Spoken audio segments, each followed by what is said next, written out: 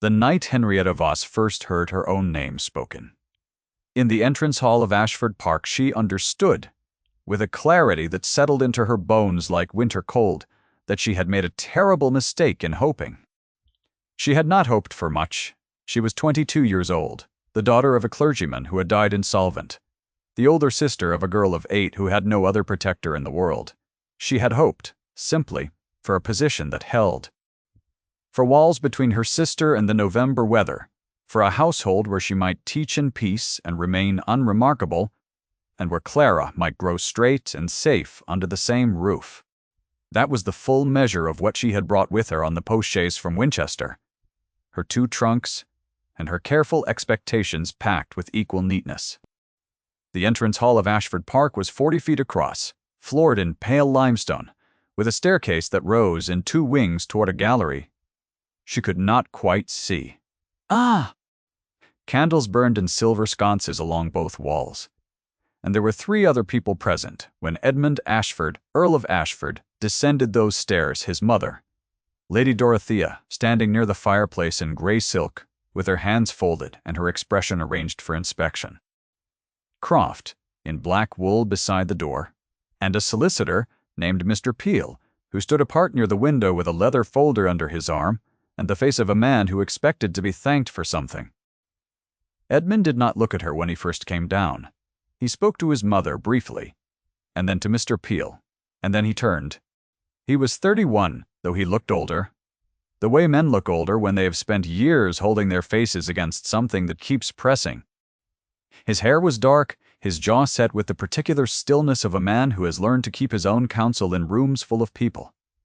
His eyes moved to Henrietta once, assessed her in the time it takes a clock to tick, and moved away. "This is Miss Vos," Mrs. Croft said, with the careful neutrality of a woman presenting something that had arrived in the post. Edmund turned back to Mr. Peel. "She is governess to the child, not a guest. Show her to the schoolroom passage, and arrange the schedule with her."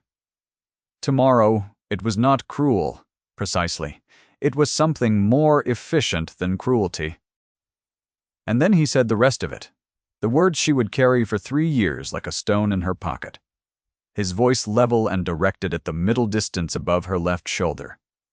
"You are nothing to me, Miss Vos. You are here because my father made a promise to yours, and I intend to honor it. See that the child does not want for instruction. That is the whole of it." He went back up the stairs without waiting for her reply. She did not give one. She pressed her hands flat against the seams of her coat, and followed Mrs. Croft down the corridor toward the schoolroom passage, and did not look back at the staircase. Clara was already in bed when they arrived. Henrietta sat beside her for a long time in the dark, listening to her breathe, and told herself that she had known this was not a rescue. She had only come here to do the work that needed doing. The Earl had simply stated the terms of the arrangement, and she would be a fool to feel them as a wound. She felt them as a wound. The schoolroom itself was situated in the east wing, separated from the main house by a long covered passage that leaked cold air at both ends and smelled of turpentine and old paper. It held 3 tables, a globe that had not been dusted in some time, a pianoforte with a loose action on the middle C, and a window that looked over the kitchen garden, and beyond it, the bare November hedgerows of the Ashford estate. It was by any reasonable measure adequate. Henrietta set about making it ordered. She repaired the loose piano action herself with a piece of whalebone she found in the sewing basket. She arranged the globes by date of manufacture. She established a timetable for Clara, who was a quick child with a gift for music and a tendency to cry when she was tired that she tried very hard to hide, because she had already intuited that hiding things was the wiser policy. In this house, the 2 of them settled into a routine. Clara learned her scales. Henrietta read Latin with her in the afternoons, and let her draw birds in the margins of her copybook, which was not strictly part of the curriculum, but which kept the child from the specific despair of feeling small in a large place. Edmund was rarely present. He managed his estate with what appeared to be a complete indifference to the comfort of anyone, including himself, and appeared at dinner only when guests required it, which in those first weeks was not often. Lady Dorothea, however, was frequently present. She came to the schoolroom twice in the first week, both times uninvited, and stood in the doorway with the expression of a woman conducting a survey. She asked Henrietta, on the second visit, whether she found the position satisfactory, and when Henrietta said that she did, Lady Dorothea looked at her in a manner that suggested she had given the wrong answer. "A governess and nothing more," the dowager said later that same afternoon to Mrs. Croft, in the corridor outside the kitchen, where Henrietta was passing with Clara's supper tray, and did not slow her step. "My son was too generous in the arrangement. The child needed placing with a reputable family, not a household maid to accommodate her keeper." Henrietta set the supper tray down on Clara's table and straightened the spoon. She did not mention what she had heard. Clara ate her soup and told her about the horse she had seen from the window that afternoon, a gray with a crooked blaze, and Henrietta listened and said, "Yes," and agreed it sounded very fine. It was in the third week that Clara developed the fever. It came on in the night the way fevers do in children, quickly and without preparation. By morning she was burning, her breathing shallow and her neck stiff in the way that made Henrietta set down the cloth she was holding and feel, very quietly, afraid. Mrs. Croft was summoned. Croft arrived with the household's customary remedy, which was a preparation of goose fat and camphor applied to the chest, administered by women who had been applying it to ailing children in this county for 40 years, and saw no reason to deviate. Henrietta stopped her. It was not done gracefully. She was a governess of 3 weeks, speaking against the authority of a housekeeper who had managed the household for 17 years, in a house where she had been explicitly told she was nothing. She said as carefully as she could that she had reason to believe Clara's particular symptoms required a physician and cold compresses rather than heat, and that the neck stiffness was something she had seen before, in her father's parish, and that a physician was needed now, not in the morning. Mrs. Croft looked at her with the expression of a woman encountering something unexpected under a rock. "A governess," she said, "is not a physician." "No," Henrietta agreed. "Which is exactly why we need one." The physician came. It took another hour of Henrietta holding her ground in that corridor, speaking quietly, refusing to move, refusing to raise her voice, while Mrs. Croft marshaled 17 years of household authority against her single conviction. When Dr. Marsh arrived from the village, he took one look at Clara and confirmed what Henrietta had suspected, and prescribed exactly what she had begun in the interim: cold compresses, a specific tincture, and someone sitting with the child through the night. Henrietta sat through the night. She sang to Clara when the fever peaked, very softly, an old song their father had known, and held her hand. And by 4 in the morning the child's temperature had broken, and her breathing steadied into the regular deep rhythm of genuine sleep. She did not know that Edmund had been standing in the doorway of the schoolroom for some portion of that time. She did not know it until the following morning when he appeared at the door of the schoolroom, as she was rearranging the Latin primers, and said without preamble, "Tell me what symptoms presented first." She turned. He was in his riding coat, which meant he had already been out, which meant he had slept, which she had not. She told him precisely what she had observed, and in what order. He listened without interrupting, which she had not expected. When she finished, he nodded once. "Dr. Marsh says the child is out of danger." "Yes."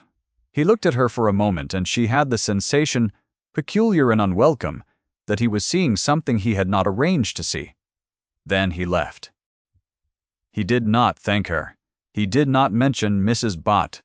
Croft, or the argument in the corridor, or the fact that she had stood her ground against the established order of his household for a child who was, by his own stated reckoning, entirely outside the compass of his personal concern. He asked the physician directly, not the housekeeper. The following week, a new medical reference was placed in the schoolroom, the most recent edition, with a note in Edmund's handwriting that said only "for the schoolroom library," and nothing further. She told herself it was a practical gesture. She was becoming practiced at telling herself things of this kind. If you have found yourself watching quietly, wondering whether the small things matter as much as the obvious ones, you are in exactly the right place. The small things in this story are everything. Stay with us. Miss Cecily Fairmont arrived at Ashford Park for the Christmas gathering in the 4th week, accompanied by her mother and a quantity of luggage that suggested an extended stay was being assumed. She was 20 years old, very fair, possessed of the particular confidence of a woman who has been told since childhood that she is precisely the right sort of person. Lady Dorothea received her in the drawing-room with the warmth of a woman greeting a conclusion she had already reached, and introduced her to Edmund at dinner, with a practiced arrangement of place settings and conversation that left no ambiguity about their relative positions.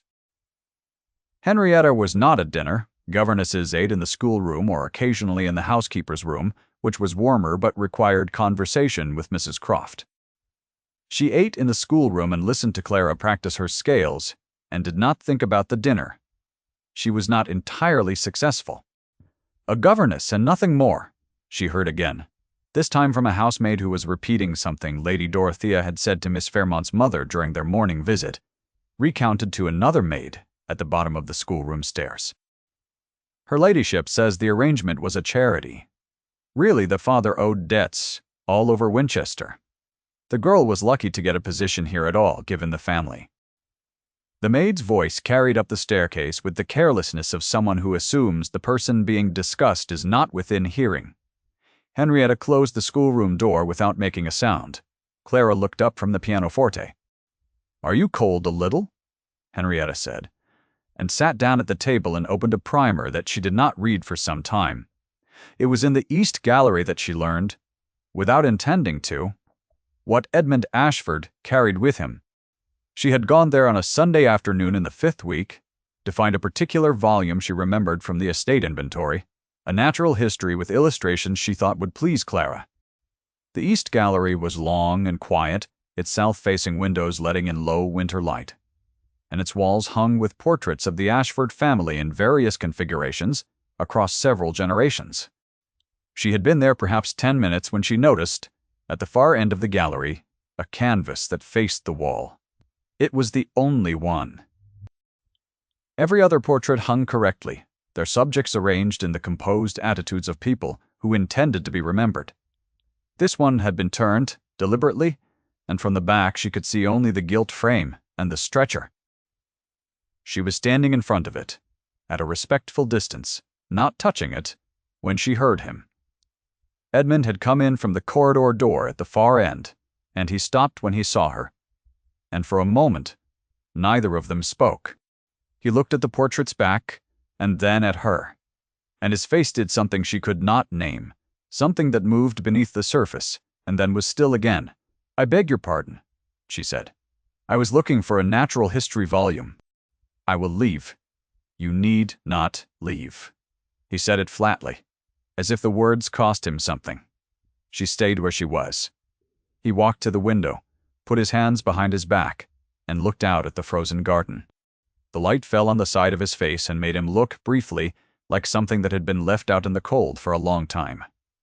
"I have not entered this room in 4 years," he said to the window. She understood then that he was not speaking to her precisely. He was speaking to someone who happened to be standing in a room where he had said something aloud that he had not said before. She understood also that she was not supposed to respond, and she did not. And that was the right choice, because after a moment he exhaled once, quietly, and turned. "My wife," he said, "and our child. There was a fire. I was in London." He said nothing else. The portrait faced the wall.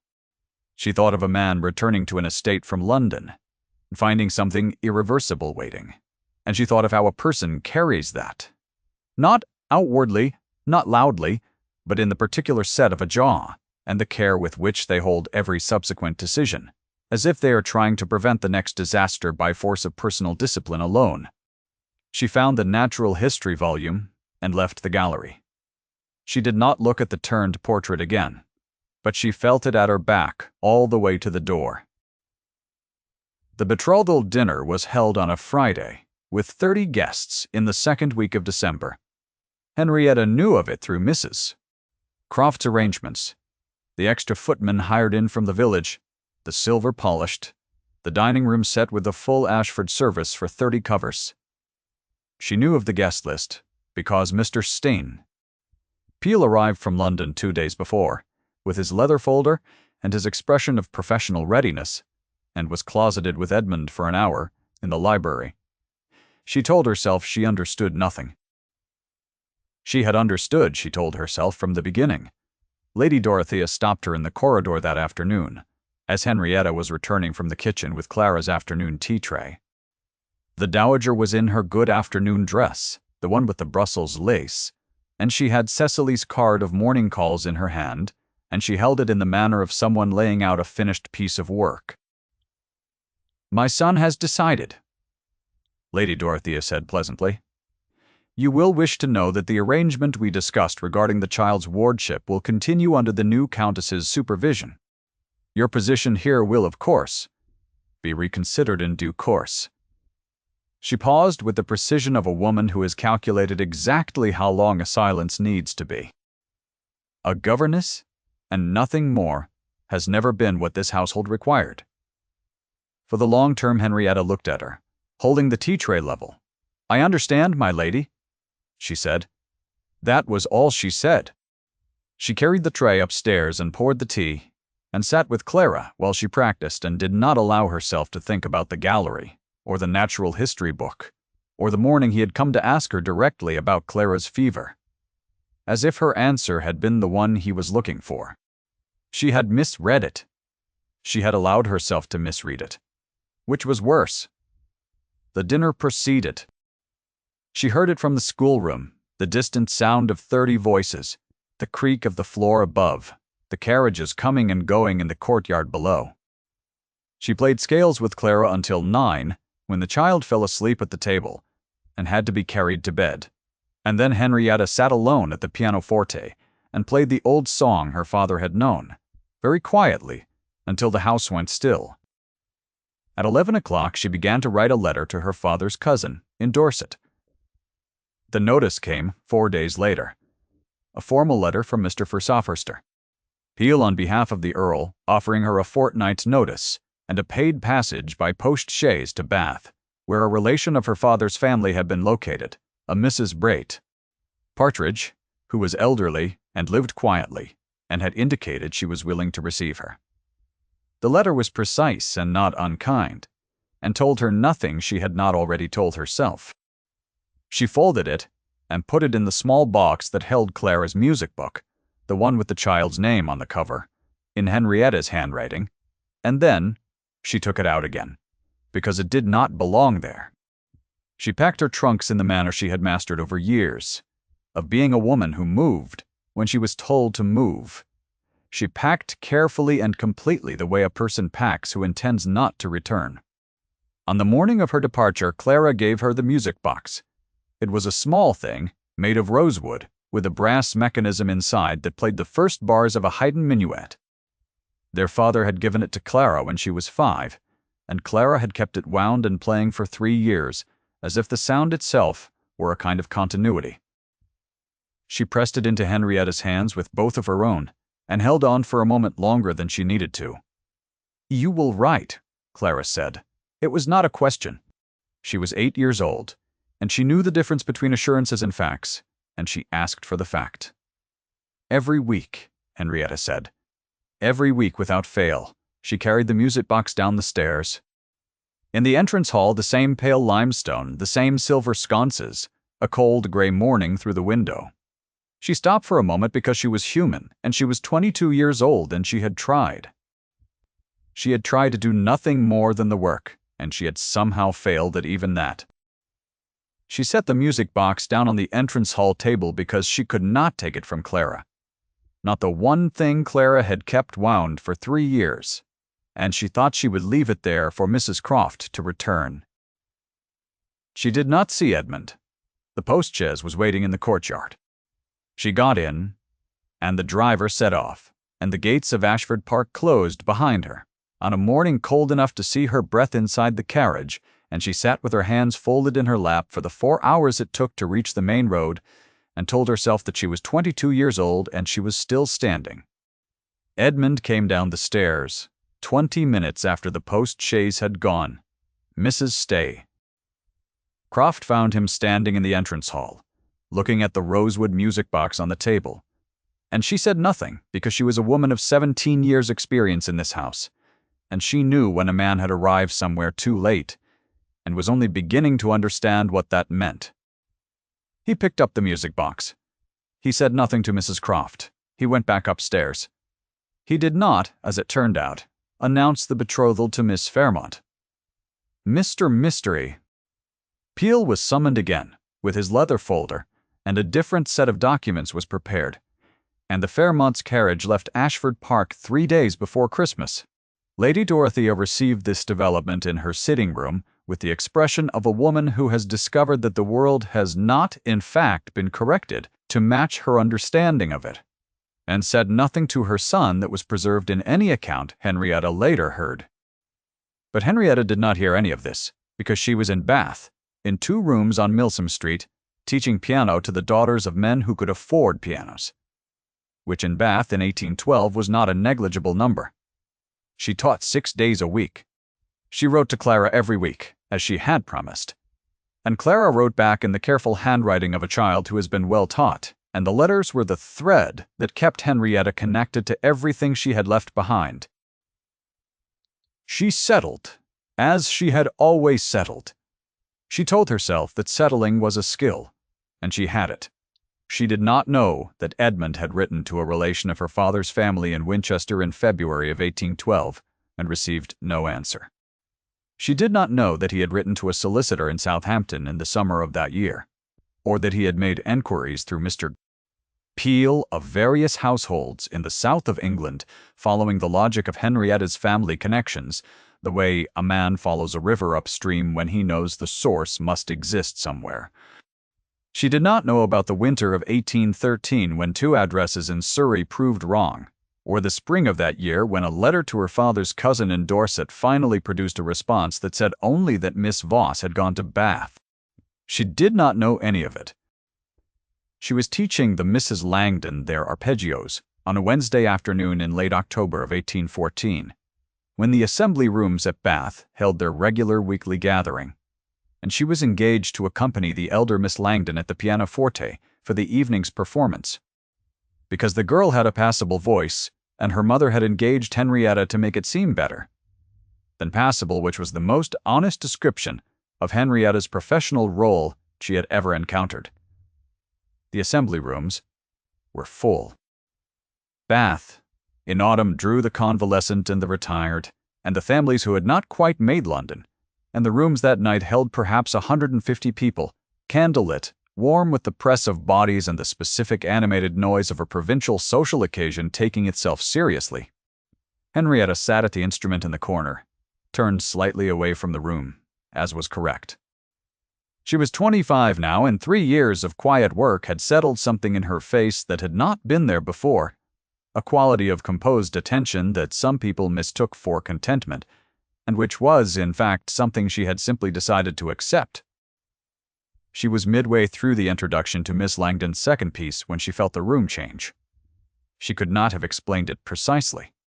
It was a quality of attention, a subtle redistribution of where the 150 people in the room were directing their awareness, a collective shift like a field of grass when a wind crosses it.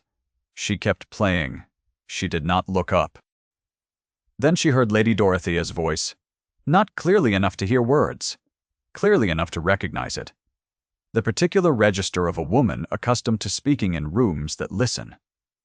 Henrietta's hands continued. The introduction resolved into the opening of the song, and Miss Langdon began to sing, and Henrietta followed her through the first verse with the mechanical steadiness of a woman who has learned that the work is the anchor when everything else moves. It was the music box that told her. She felt it on the top of the pianoforte, placed there quietly, and she felt it because she had kept a space in her peripheral attention for that specific shape for 3 years without meaning to. The rosewood case. The small brass clasp. She knew it, by the weight of it at the edge of her vision before she looked. She looked up. Edmund Ashford stood at the side of the instrument, and he looked like a man who had walked 90 miles and had not decided, until this moment, whether he would be turned away or not. He was 34 now, and he held himself with the same discipline she remembered.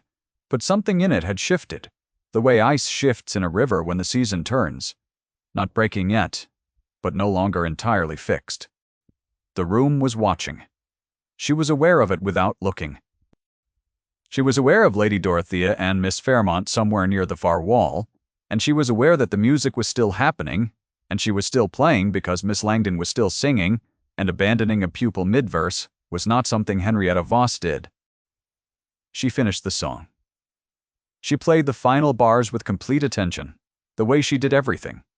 When the last note held and Miss Langdon curtsied to the room's scattered applause, Henrietta rose from the bench and turned and faced him.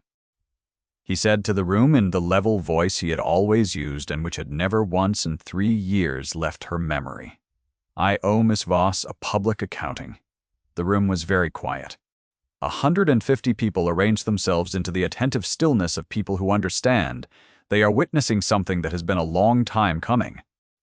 3 years ago, Edmund said, still to the room, still at a volume that carried without effort, I spoke words in my entrance hall that I intended as a statement of position. I have since understood them to be an error. Not in position. In perception.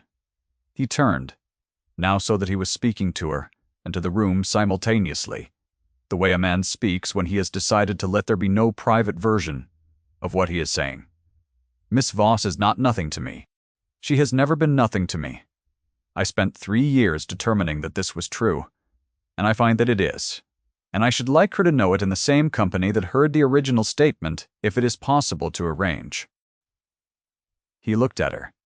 She understood, in that held moment, that he had carried this for 3 years the way she had carried his words, and that he had counted the failed addresses, the wrong solicitors, the letter from Dorset, as a kind of penance that was not penance, but correction. She understood that he had not sent someone. He had come himself. She looked at him for a long time. The room waited. "You searched for 3 years," she said. Her voice was steady. "Yes, you might have written." Something moved in his face, very briefly, and settled into something that was not quite a smile, but was the closest she had seen from him. "I did write. The letters did not say what needed to be said. They required a room." She was 25 years old, and she had spent 3 years being precise and competent and careful, and telling herself that she was standing, which was what mattered. She looked at the music box on top of the pianoforte, the one she had left on the entrance hall table, because she could not take it from Clara. "Clara's letters," she said. "She wrote every week." "She did," he said. She also asked, "Every week, when you were coming home?" He paused. "I told her I was working on it." At the far side of the room, Lady Dorothea stood, with the stillness of a woman who has watched a scene she arranged very carefully simply rearrange itself around her. Beside her, Miss Fairmont held her fan at a measured height and looked at the middle distance with the expression of a person revising a plan they had been confident in for some time. Neither of them spoke. The room did not look at them, but the room knew they were there, and the knowledge did its quiet work. Mr. Peel was present. He had arrived, as it happened, the preceding afternoon, and he stood near the door with his leather folder and the face of a man who has prepared for a specific procedural outcome and is pleased to see it proceeding correctly. He would confirm afterward that the arrangements for Clara's guardianship and for the matter of the household's legal standing had been prepared, that they required only the principal's consent, that the consent was before him in this room, and that he was, in his professional estimation, ready to proceed at whatever pace suited the parties. Henrietta reached out and picked up the music box from the top of the pianoforte. She held it in both hands, the brass clasp cool under her fingers. "It still plays," Edmund said. She turned the key. The Haydn minuet began, small and clear in the quiet room, the first bars running through to the fourth before the mechanism needed winding again. The sound was so specific, so exactly itself, that for a moment she felt the schoolroom and Clara's 8-year-old hands in the winter morning and all the accumulated distance of 3 years compress into the single present fact of the music. She wound it again. "Yes," she said. "It does. That was the whole of it. In that room, before those witnesses. It was enough. It was more than enough." The crowd's attention held for another moment, and then, in the way that crowds manage, when something real has occurred in their presence, began quietly to release itself back into the ordinary motions of the evening. Edmund offered her his arm. She took it because she was 25 years old, and she had been standing alone for 3 years, and she was very tired of it. And because the arm was offered with a directness that had always been the quality she trusted most in him, even when everything else he offered was uncertain. They crossed the room together, and Lady Dorothea, when they reached the far wall, found something to say about the weather in Bath, which was not what anyone expected her to find, but it was what she had available, and Henrietta accepted it as what it was, the beginning of a correction, which was all the occasion required. Ashford Park in December was a different house from the one she had left. The snow had begun 3 days after they returned, a slow, steady fall that softened the kitchen garden hedges and made the limestone flags of the courtyard slippery, and filled the window of the schoolroom with a white, hushed light. Clara met them in the entrance hall with the specific urgency of a child of 11 who has been patient for 3 years and has reached the reasonable end of it. She was taller, and her hair had been plaited by someone who was not Henrietta, and was slightly crooked on one side, and she held Henrietta by both hands for a long moment and said nothing, which said everything. The schoolroom had been maintained, the globe was dusted, the primers were in their order. The pianoforte's middle C still had the repair Henrietta had made with the piece of whalebone, and it was still holding. On the evening of the first full day, Henrietta went to the East Gallery. Edmund came with her without being asked, which told her something she had already suspected. The portrait was still turned to the wall. He stood in front of it for a long time, and she stood beside him, and the low December light came through the south-facing windows and lay across the limestone floor in pale strips. "It should be restored," he said. It was not a question. "When you are ready," she said. "I am ready," he said. And then quietly, "I think she would have found you difficult to dislike." They turned the portrait together. The first wife was fair-haired and young, and sat with her hands in her lap, with the composed expression of a woman who had expected to have more time. They let her look out at the gallery as she had been intended to, and Edmund stood before her for a moment with the specific stillness of a man saying something that does not require words, and then they left her to the room and the winter light. That night, the fire in the drawing-room had been built up against the cold, and snow was falling outside the long windows in slow, steady curtains. Clara had been put to bed reluctantly, at 9, and had gone only after extracting a promise that Henrietta would play the music box for her in the morning. The music box sat on the drawing-room mantelpiece. Next to the clock, the rosewood warm in the firelight. Henrietta sat near the fire with a book she was not reading. Edmund sat across from her with an estate ledger that he had also largely ceased to attend to, and the house was quiet in the particular way that houses are quiet when they are full rather than empty. She had been nothing here once, by the declaration of the man across the fire from her, in the entrance hall, on a November evening 3 years ago. She had been told so clearly, in front of witnesses, and she had believed it, not because she thought him right, but because she had had no reason yet to think herself wrong. She thought of Clara, upstairs, asleep, 11 years old, and safe. She thought of the portrait looking out at the gallery as it was meant to. She thought of the music box, on the mantelpiece, wound and ready. Edmund looked up from the ledger and found her watching him, and this time, she did not look away, and neither did he, and the fire settled in the grate with the soft sound of something finding its proper level. She was home. It was the plainest and most irreducible thing she had ever known. and she let it sit in her without examination because some facts do not require accounting for. They simply hold.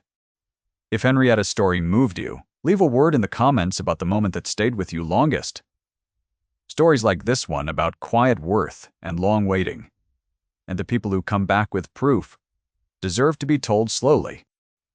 Thank you for staying to the end.